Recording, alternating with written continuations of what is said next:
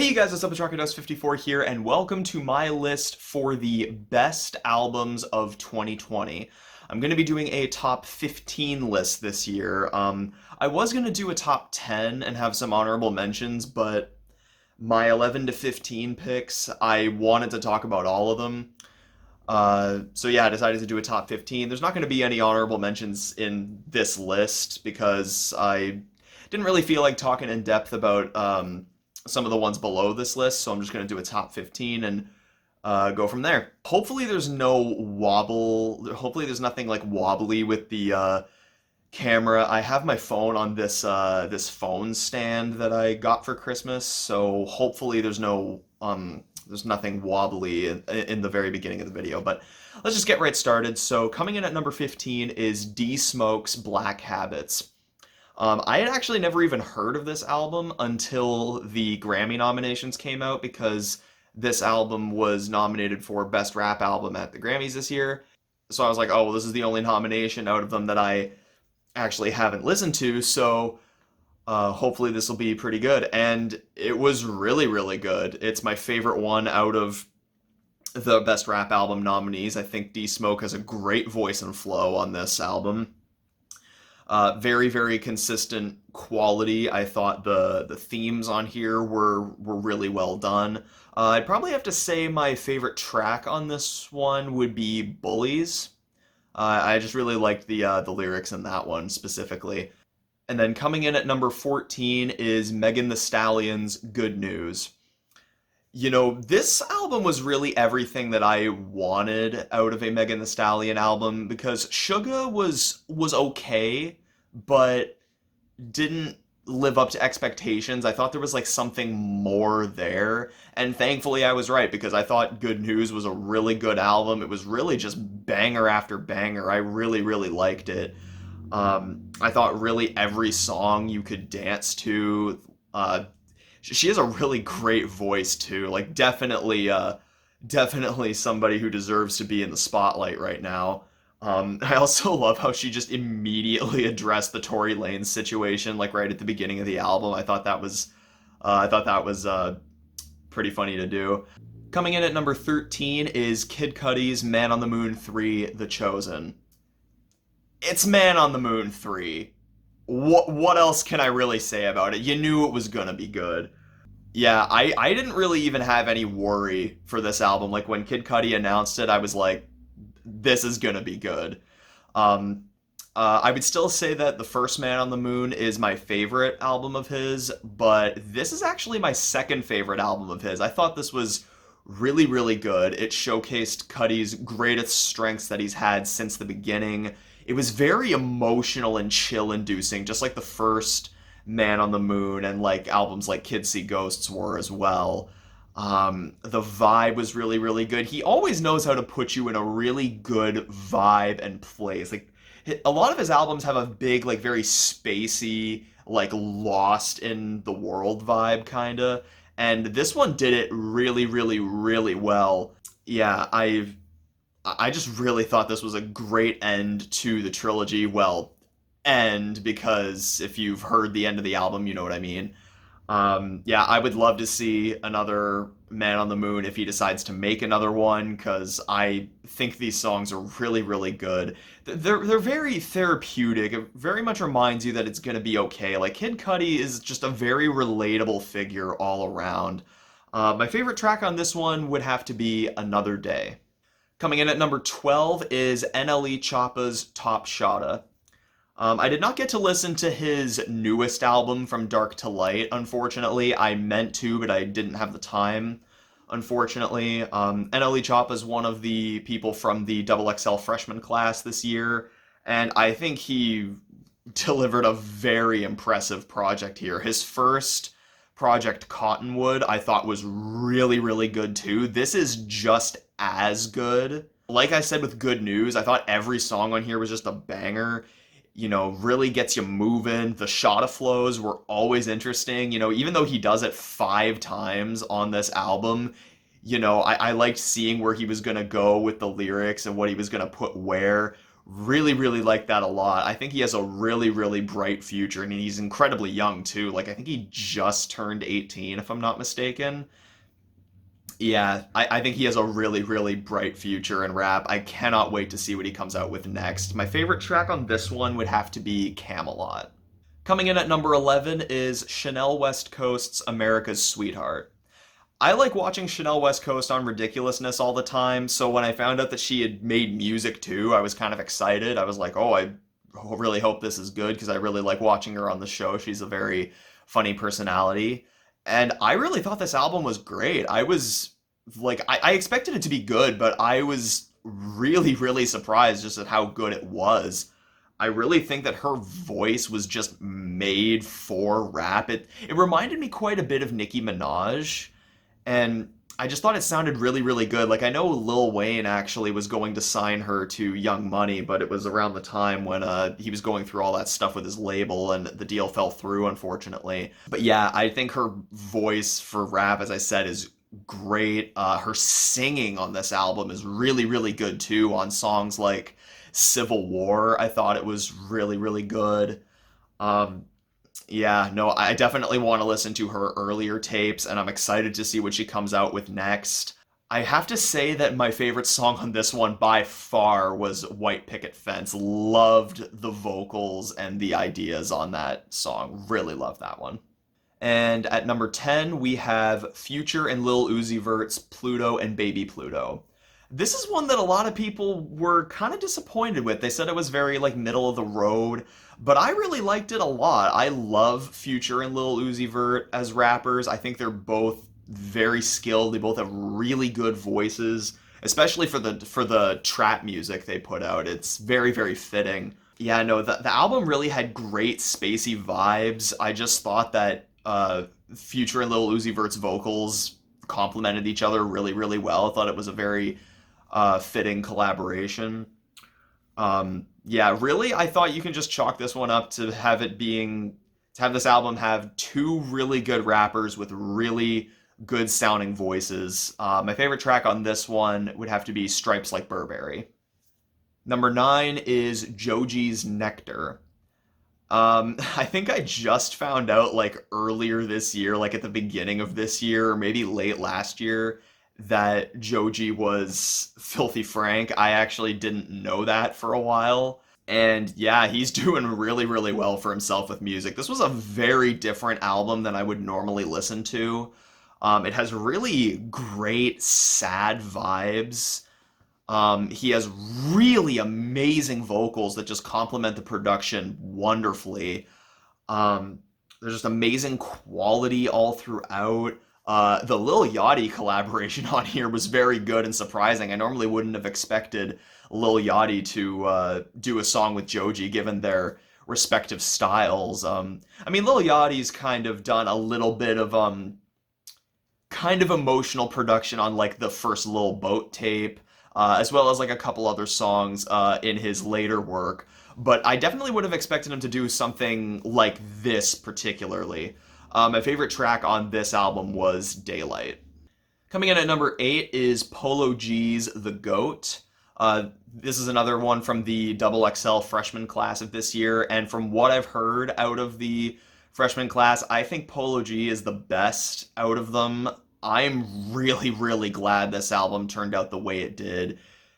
Just the songs were just so amazing in quality all throughout. Really great and smart lyrics. He was really, really thoughtful with what he said here. And this is one of those rare times where I actually did listen to somebody from the Double XL freshman class before they really blew up, because I remember hearing in a Love Live Serve video, they talked about the song Gang With Me that he did in 2018 that I thought was really, really good. And I'm like, how does this guy not have more recognition? And now he does. I think I remembered hearing that like before he blew up, he was charging like $200 for a feature, but now he charges like 100,000. Yeah, I think Polo G, like NLE Choppa, has a very, very bright future here. Polo G, I really think, is incredibly skilled. And my favorite track on this one by far was Wishing for a Hero, which was a really, really great use of a Tupac sample. And I thought the themes on it were really, really good. At number 7, we have Black Bear's Everything Means Nothing. I really think Black Bear is very, very overhated in the music industry. I think he has two really great styles. He has one that's very, very silly and goofy on purpose, doesn't take anything too seriously in some of his songs. And then in other songs, he's very dreary and sad. And it's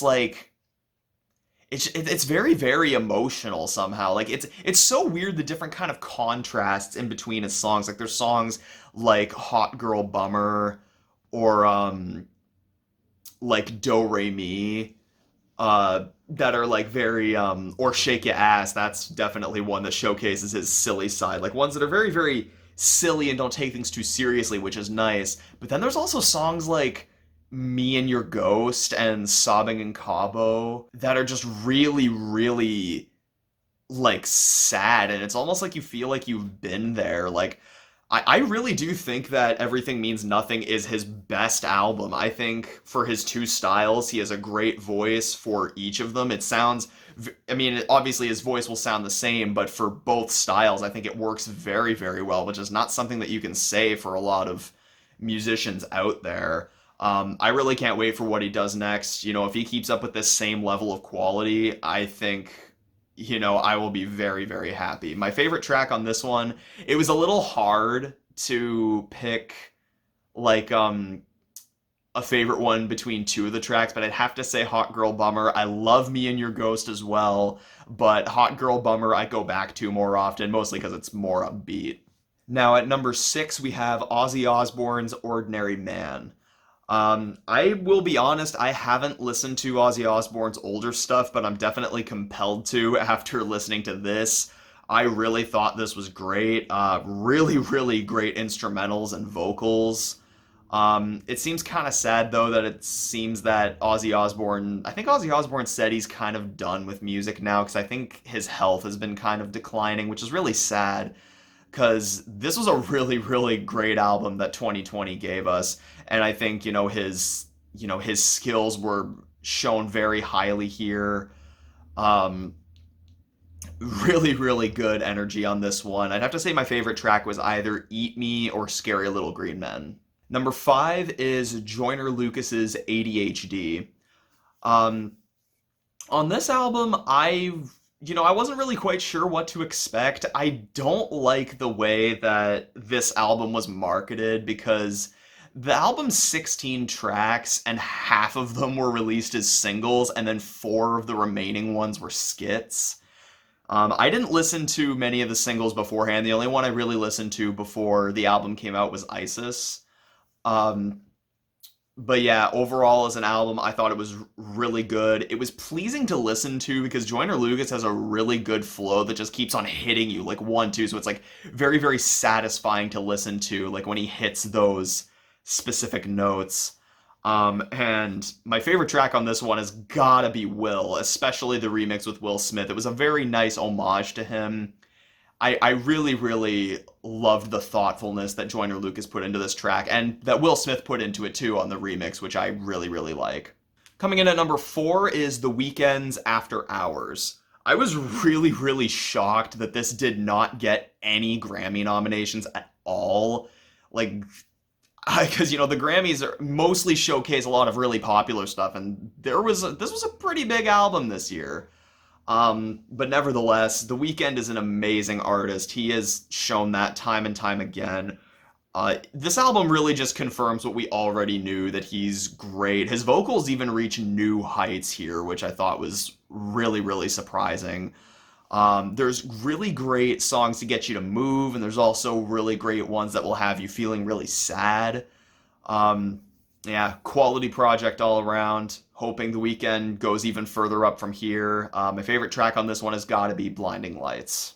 And coming in at number 3 is the only album on this list that I own physically, and that is Eminem's Music to Be Murdered By. I gotta say, man, Shady has still got it. This album, I listened to it a few times already, and I have kind of a weird thing when it's an album that I'm really, really excited for. When I listen to it, it's almost like I'm disappointed every single time on the first listen. Almost every time this has happened to me. And then I'm like, I know I like this, but because my hype gets the best of me almost every single time, and I set like way too unrealistic expectations for myself, I'm like, I know I like this, I just need to listen to it again to know how much I like it. And after like a second and third listen, definitely cemented this as one that I love. I loved the awesome production on this. Like the production and lyrics were so good. Um, I did listen to side B. I thought it was pretty good. I definitely need to listen to it again. Um, because as I said, I don't really know how much I liked it. I just know that I did like it quite a bit. And I love how this was a surprise release, just like Kamikaze was. Because I remember I was in Hawaii on vacation when this album came out, and I saw Under Hot Tracks. I was like, oh, he released a new song with Juice World. And then I look and I'm like, what? He released a whole new album? Like, I was so happy to see that. As I said, the production and bars on this thing are crazy good. Really smart ideas and lyrics. Like on songs like Darkness and Those Kind of Nights and No Regrets. Oh man, like this is one that I think is definitely really underappreciated. This one kind of gets a little bit of crap, but I don't think it deserves it at all. My favorite track on this one is actually Stepdad. I love Godzilla 2, but I just love the storytelling on Stepdad and how it's just like a triumphant tale of revenge. And coming in at number 2 is Lil Wayne's album Funeral. I was excited for this already. Lil Wayne is one of my favorite rappers, but I was even more excited after the Carter 5 came out because that was such a great album. I love that so much. Even though this album, like the Carter 5, has a long track list, it's still really great. You never once feel bored on this album, and you know, a lot of the time that's because his voice is really eccentric and you know, because I know some people don't really like his voice, but I really like it. I think it's really one of my favorite voices in rap. I just love that, and what he puts into his songs, you can tell he puts a lot of passion into it, and he's a really skilled lyricist. You know, like ever since his early days, he's shown that, and you know, here's no exception. I would have to say my favorite track on this one would have to be either Dreams or Bing James.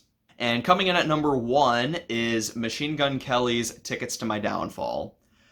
When I first heard this album announced, I was like, this is the only thing that I could see topping Funeral as my album of the year, especially because Hotel Diablo was my number 1 album last year.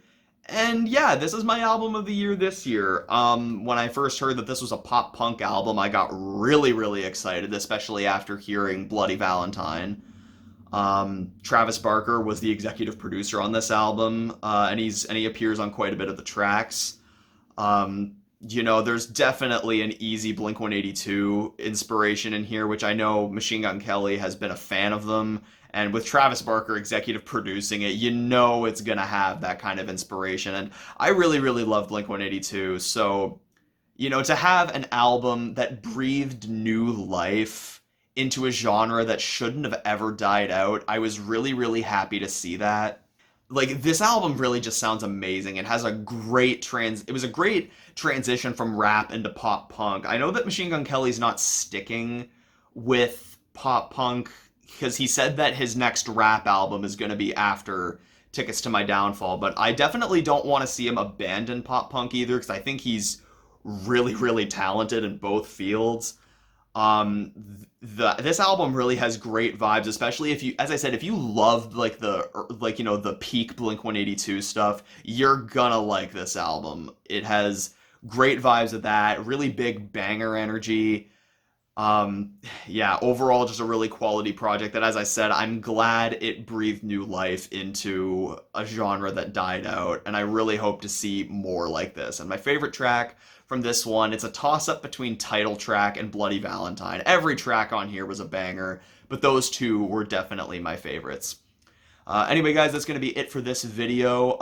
Subscribe for more content. Jesus. Subscribe for more content. Please leave a like on the video if you enjoyed. Let me know what your favorite albums of the year were down in the comments below. And remember, you guys, whenever making videos way longer than they should be, say no to drugs.